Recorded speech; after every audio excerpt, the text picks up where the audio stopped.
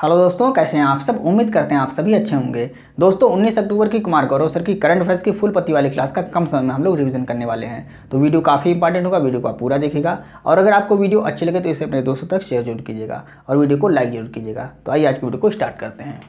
पहला प्रश्न है, वैश्विक पेंशन सूचकांक 2023 में भारत को कौन सा स्थान प्राप्त हुआ है। तो भारत को इसमें 45वां स्थान प्राप्त हुआ है। भारत को 45वां स्थान प्राप्त हुआ है। जारी कौन करता है इस रिपोर्ट को। तो मर्सर द्वारा यह रिपोर्ट जारी की जाती है। किस क्रम की रिपोर्ट है। तो 15वीं रिपोर्ट है, इसको भी आपको याद रखना है। और पहले स्थान पे कौन आया। तो पहले स्थान पे नीदरलैंड आया है। इसको हालैंड भी कहते हैं। तो नीदरलैंड पहले स्थान पे, इसको हालैंड भी कहा जाता है। अंतिम स्थान पे कौन आया है। अंतिम स्थान पे अर्जेंटीना आया है। इसको 47वां स्थान प्राप्त हुआ। मतलब इस जो रैंक या सूचकांक जारी हुआ है इसमें कुल कितने देश शामिल थे। 47 देश शामिल थे। अंतिम स्थान पे कौन आया है। अर्जेंटीना है। पहले स्थान पे नीदरलैंड है और भारत का इसमें 45वां स्थान है। मतलब भारत का स्थान इसमें अच्छा नहीं है, नीचे से तीसरा स्थान है भारत का। अर्जेंटीना की राजधानी क्या है। ब्यूनस आयर्स ये अर्जेंटीना की राजधानी है।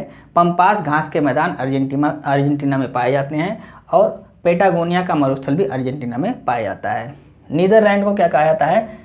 लो लैंड कंट्री, इसको लो लैंड कंट्री भी कहा जाता है। इसकी राजधानी क्या है। एम्स्टर्डम इसकी राजधानी है। और अंतर्राष्ट्रीय न्यायालय कहाँ पर स्थित है। नीदरलैंड, द हेग नीदरलैंड में स्थित है। यह भी आपको नोट कर लेना है। ग्लोबल हंगर इंडेक्स 2023 अभी हाल ही में जारी किया गया है। इसमें भारत का स्थान कौन सा है। भारत का स्थान इसमें 111वां आया है। इसके 4 आधार हैं। यह जो रिपोर्ट जारी की जाती है ग्लोबल हंगर इंडेक्स, इसके यह 4 आधार पर जारी की जाती है। कौन कौन से। चाइल्ड वेस्टिंग, चाइल्ड स्टंटिंग, अल्प पोषण और बाल मृत्यु दर, इन 4 आधार पर यह रिपोर्ट जारी की जाती है। और इसमें भारत का स्थान कौन सा है। भारत का स्थान 111वां है। पाकिस्तान का स्थान इसमें भारत से अच्छा है। 102वां स्थान पाकिस्तान का है। इंडेक्स से संबंधित हमने एक अलग से वीडियो बनाई हुई है। उस वीडियो का लिंक आपको इस वीडियो के डिस्क्रिप्शन में मिल जाएगा, तो आप वहाँ से पूरी वीडियो को वॉच कर सकते हैं।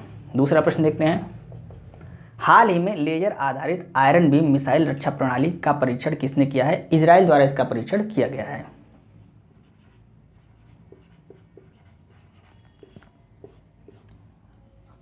आपको जानकारी होगी कि इजराइल और हमास में इस समय क्या चल रहा है, युद्ध चल रहा है। और इसी बीच इजराइल ने लेजर आधारित आयरन बीम मिसाइल रक्षा प्रणाली का सफल परीक्षण कर लिया है।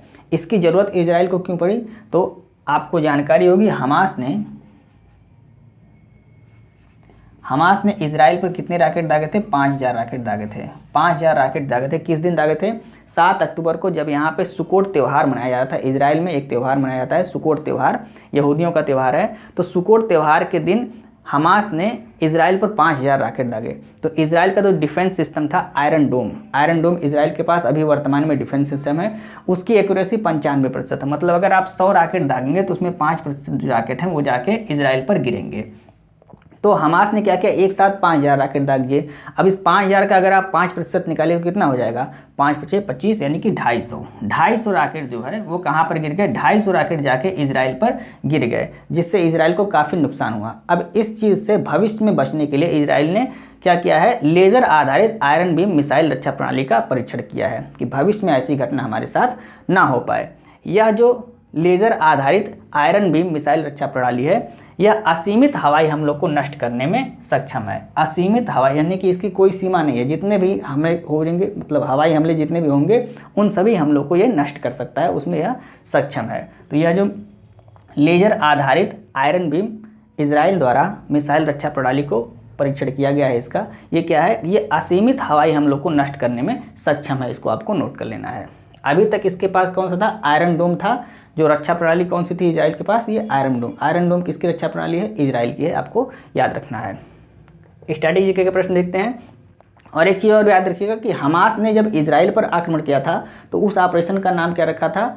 हमास ने इजराइल पर जो हमला किया उसका नाम क्या रखा गया, ऑपरेशन अल अक्सा फ्लड रखा गया। अब उसके जवाब में इजराइल ने जब हमास पर आक्रमण किया यानी कि हमला किया तो उसका नाम क्या रखा गया, ऑपरेशन आयरन स्वॉर्ड रखा गया।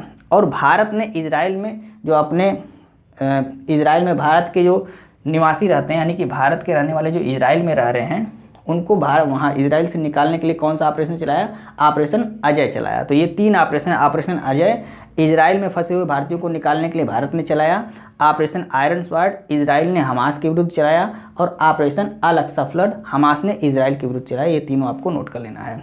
स्ट्रैटेजी के प्रश्न देखिए, इजराइल की इंटेलिजेंस एजेंसी का नाम क्या है? मोसाद इसकी इंटेलिजेंस एजेंसी का नाम है। लेज़र का फुल फॉर्म क्या होता है? Light amplification by stimulated emission of radiation, ये लेज़र का फुल फॉर्म होता है, आपको नोट कर लेना है। और लेज़र आधारित आयरन बीम का सफल परीक्षण इजराइल ने किया है। गैलीली सागर ये कहाँ पर है? इजराइल में है। गैलीली सागर इजराइल में है। मृत सागर कहाँ पर है? जॉर्डन और इजराइल के बीच स्थित है। अक्काबा की खाड़ी ये लाल सागर के उत्तर में स्थित है और 4 देश इससे सीमा बनाते हैं, मतलब ये 4 देशों से सटी हुई है। मिस्र, इजराइल, जॉर्डन और सऊदी अरब, इन 4 देशों से यह सटी हुई है। नेक्स्ट प्रश्न देखते हैं, हाल ही में प्यूमा इंडिया का ब्रांड एम्बेसडर किसे बनाया गया है? मोहम्मद शमी को बनाया गया है।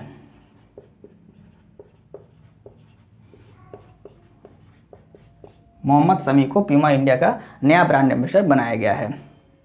स्ट्रैटेजी के प्रश्न देखिए, 5वें काफ़ी सम्मेलन का ब्रांड एम्बेसडर किसको बनाया गया है? रोहन बोपन्ना को बनाया है। 5वां काफ़ी सम्मेलन भारत में पहली बार इसका आयोजन किया गया है। कहाँ पर? बेंगलुरु में इसका आयोजन किया गया है और इसका ब्रांड एम्बेसडर किसको बनाया गया है? रोहन बोपन्ना को बनाया गया है। आईसीसी वर्ल्ड कप का ग्लोबल एम्बेसडर किसको बनाया गया है? तो ग्लोबल एम्बेसडर सचिन तेंदुलकर को बनाया गया है। अगर आपसे पूछता है आईसीसी वर्ल्ड कप का ब्रांड एम्बेसडर किसको बनाया गया है? तो शाहरुख खान को बनाया गया है। ब्रांड एम्बेसडर से संबंधित एक शॉर्ट वीडियो हमने बनाई हुई है, उस वीडियो का लिंक आपको वीडियो के डिस्क्रिप्शन में मिल जाएगा। आप वहां से लगभग 10-12 ब्रांड एम्बेसडर हैं उसके बारे में जानकारी प्राप्त कर सकते हैं। आइए हम नेक्स्ट प्रश्न को डिस्कस करते हैं।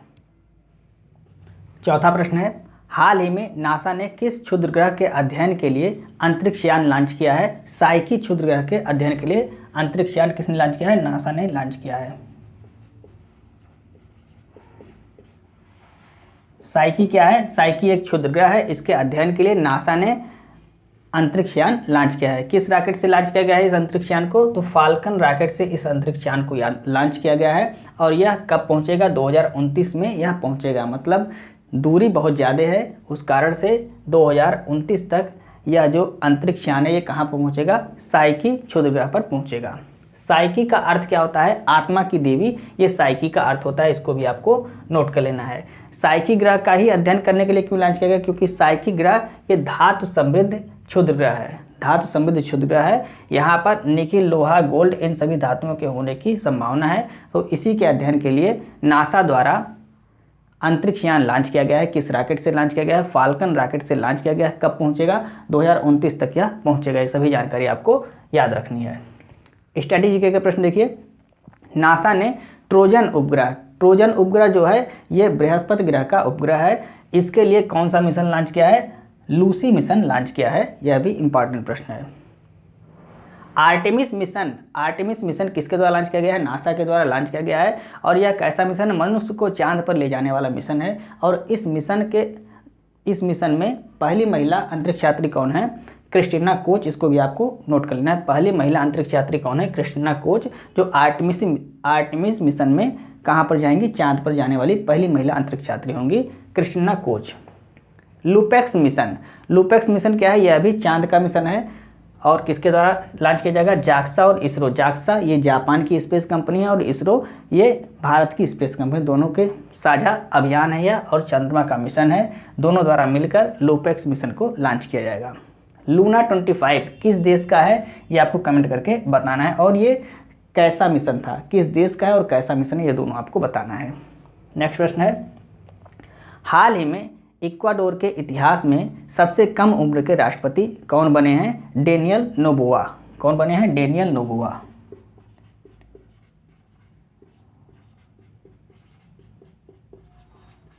डेनियल नोबोआ ये सबसे कम उम्र के राष्ट्रपति बने हैं। इनकी उम्र कितनी है? 35 वर्ष इनकी उम्र है और इनको 52% मत मिले हैं, 52% वोट इनको प्राप्त हुआ है। इनके मुद्दे क्या थे? चुनावी मुद्दे क्या थे? तो चुनावी मुद्दे इनके रोजगार और अपराध, यानी कि रोजगार देना और अपराध को कम करना इनके चुनावी मुद्दे थे। और इनको कितने प्रतिशत वोट मिले हैं? इनको 52% वोट मिले हैं, इसको भी आपको याद रखना है। पूर्व में राष्ट्रपति कौन थे? गुइलेमो ये पूर्व के राष्ट्रपति थे, वर्तमान में राष्ट्रपति कौन बन गए हैं? डेनियल नोबोआ ये वर्तमान राष्ट्रपति बन गए हैं। और इक्वाडोर के इतिहास में सबसे कम उम्र के राष्ट्रपति हैं, यह भी आपको नोट करना है। इक्वाडोर के बारे में जानकारी देख लीजिए। इसके मध्य से भूमध्य रेखा होकर गुजरती है। इक्वाडोर के मध्य से भूमध्य रेखा होकर गुजरती है। इसकी राजधानी क्या है? क्वेटो इसकी राजधानी है। और यहाँ पर ज्वालामुखी कौन से हैं? माउंट कोटोपैक्सी ज्वालामुखी है, ये विश्व का सबसे ऊंचा सक्रिय ज्वालामुखी है, इसको भी आपको नोट करना है। और माउंट चिम्बरजो, यहाँ दोनों ज्वालामुखी हैं, इसको आपको नोट करना है। गैलोपेगास द्वीप जो है ये प्रशांत महासागर में स्थित है और ये इक्वाडोर के नज़दीक है। यहीं पर डार्विन ने अपने रिसर्च किए थे, इसको भी आपको याद रखना है। नेक्स्ट प्रश्न देखते हैं। हाल ही में पीएम मोदी ने इसरो को कब तक स्वदेशी अंतरिक्ष स्टेशन स्थापित करने का लक्ष्य दिया है? तो 2035 तक स्वदेशी अंतरिक्ष स्टेशन स्थापित करने का लक्ष्य प्रधानमंत्री मोदी जी ने इसरो को दिया है। 2035 तक स्वदेशी अंतरिक्ष स्टेशन बनाने का लक्ष्य दिया है। प्रधानमंत्री मोदी ने 2 लक्ष्य दिए हैं किसको? इसरो को। एक तो ये हो गया कि स्वदेशी अंतरिक्ष स्टेशन बनाने का 2035 तक का। दूसरा लक्ष्य दिया है, दूसरा लक्ष्य क्या है? दूसरा लक्ष्य है मानव अंतरिक्ष मिशन, 2040 तक का इसका लक्ष्य दिया गया है।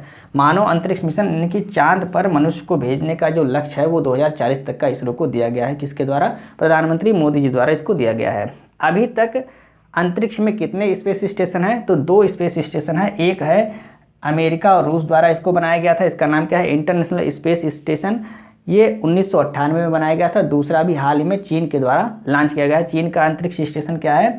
तियोंगांग इसका नाम है, किसी परीक्षा में पूछा गया था, इंपॉर्टेंट है, आपको याद रखना है। चीन के अंतरिक्ष स्टेशन का नाम क्या है? तियोंगांग है।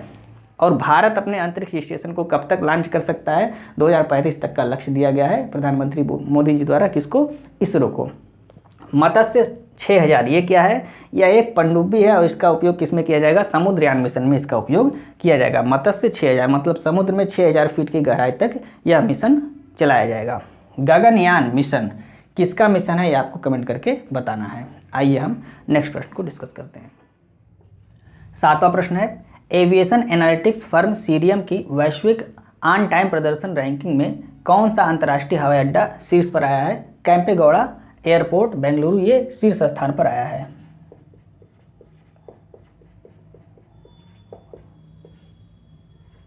कैंपेगौड़ा एयरपोर्ट बेंगलुरु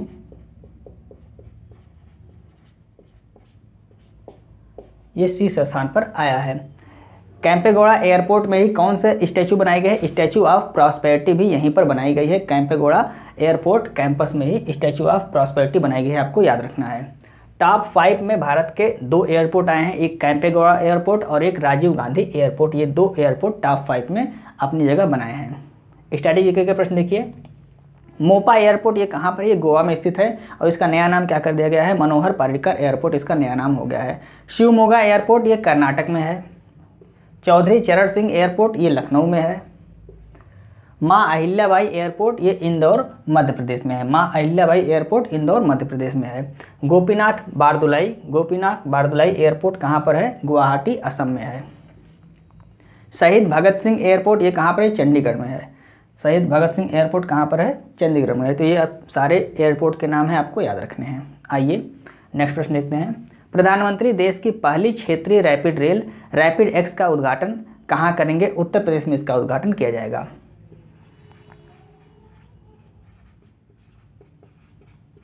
उत्तर प्रदेश में कहाँ पर? तो उत्तर प्रदेश में साहिबाबाद में इसका उद्घाटन किया जाएगा। साहिबाबाद मतलब गाजियाबाद के साहिबाबाद में उद्घाटन किया जाएगा। कब किया जाएगा? 20 अक्टूबर को प्रधानमंत्री मोदी द्वारा रैपिड एक्स का उद्घाटन किया जाएगा। इसकी स्पीड कितनी है? इसकी स्पीड 180 किलोमीटर प्रति घंटा इसकी स्पीड है। ये किसका भाग है? तो ये RRTS का भाग है। RRTS का फुल फॉर्म क्या होता है?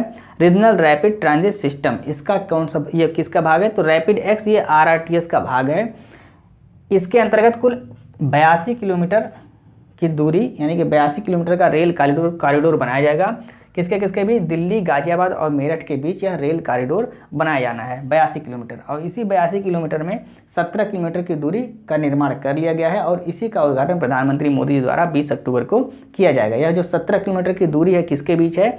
ये साहिबाबाद से दुहाई के बीच यह 17 किलोमीटर का निर्माण पूरा कर लिया गया है और इसी का उद्घाटन प्रधानमंत्री मोदी द्वारा 20 अक्टूबर को किया जाएगा। कहाँ पर? साहिबाबाद में इसका उद्घाटन किया जाएगा। ये आपको कमेंट करके बताना है भारत की पहली ट्रेन कब चलाई गई। भारत की पहली ट्रेन मुंबई से ठाणे के बीच चलाई गई थी, लॉर्ड डलहौजी के शासनकाल में चलाई गई थी। कब चलाई गई थी ये आपको कमेंट करके बताना है। आइए हम नेक्स्ट प्रश्न को डिस्कस करते हैं। 9वां प्रश्न है, हाल ही में काटी बिहू 2023 त्यौहार कहाँ मनाया गया है? तो बिहू त्यौहार असम में मनाया जाता है।